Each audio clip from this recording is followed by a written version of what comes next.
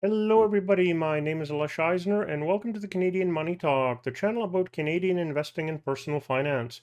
Please like and subscribe. I record 2 videos per week, so make sure you ring the notification bell to get notified each time one comes out. This is my thoughts on market happenings for the week ending April 7th, 2023. Looking at the market indexes for the week, the TSX, S&P 500, Dow Jones, and Nasdaq were all up a third week in a row. Oil and gold were all up significantly as well. Oil up to $80 per barrel in the Easter holiday shortened week. The medium-sized companies Russell 2000 was the only index down this week. A degree of calm has returned to the banking system, which will allow central banks to refocus on fighting inflation. We are in an environment where policymakers need to consider how to balance their battle with inflation against risks to grow and financial stability. Turning to Canada, on Thursday we had an employment report where we learned there were 34,700 new jobs created, higher than expected. The unemployment rate stayed the same, with an increased unemployment rate being expected. The job gains are largely due to strong immigration into Canada as population estimates increased. Despite figures surpassing economists' forecasts, the chance of the Bank of Canada changing the policy rate next week is low. The monthly GDP growth month over month for January came in at a 0.5% growth, higher than the expected 0.3%, and much higher than the previous reading of negative 0.1%. This is good for the economy, but bad for interest rate hikes since it indicates a better chance of higher inflation and future rate raises. It also means we're nowhere near a recession. Oil prices jumped Monday after a group of major oil producers, led by the Saudis, vowed to cut production this year. As part of the move, Saudi Arabia will reduce production itself by 500,000 barrels a day, while the United Arab Emirates will slash its daily production by 144,000 barrels. Kuwait, Oman, Iraq, Algeria, and Kazakhstan will also scale back on output. The move, which is aimed at pushing prices higher, could throw a wrench into the central bank's fight against inflation.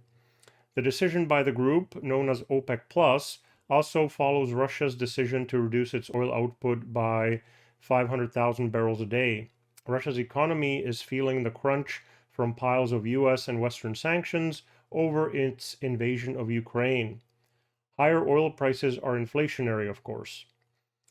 After 2 years and numerous twists and turns, Rogers and Shaw finally received the final approval needed to complete their merger, with consent from the Industry Minister for Innovation, Science and Economic Development, or ISED.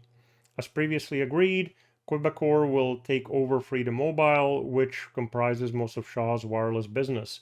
The ISED formalized some requirements for Rogers and Quebecor, but most of these were consistent with the terms the two companies previously stated were acceptable. Looking at the US, on Thursday, the US initial jobless claims landed at 228,000, higher than the estimated 200,000.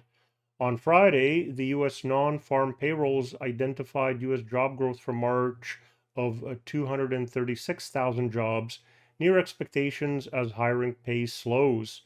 Wage inflation was around expectation, coming down for the year-over-year figure, which is good news for the central bank's interest rate hikes, perhaps not needing to be as high. Unemployment rate came down to 3.5%, lower than the previous and than the expected, which could mean more rate hikes, but the central bank is ultimately targeting inflation, not jobs. It's the low unemployment and too many job openings that's causing the wage inflation. Overall, the report was very close to expectations, confirming that the economy was not in recession in the first quarter, but that it is gradually losing momentum. Crucially, despite a tight labor market, wage inflation is gradually moderating, undercutting the case for further Fed rate hikes. That being said, interest rates rose in response to the report, with future markets now pricing in a 60% probability of a final 0.25% hike in the federal funds rate on May 3rd, to a range of 5% to 5.25%.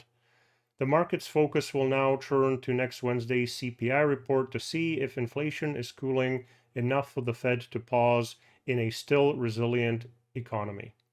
And looking at next week, we have companies reporting. On Wednesday is Shaw Cable, Thursday is Taiwan Semiconductors and Delta Airlines, Friday is United Health, and JP Morgan, Wells Fargo, BlackRock, and Citigroup as the US banks start to report for Q1.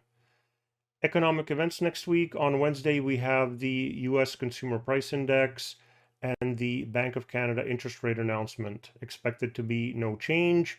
And on Wednesday, we also have US oil inventories. On Thursday is US Producer Price Index and US jobless claims. That concludes my thoughts for the week. If you have any requests on what you'd like me to cover in future videos, please put that into the comment section. If you'd like to get in touch, please reach out on any of these social media channels, and may you have a profitable day.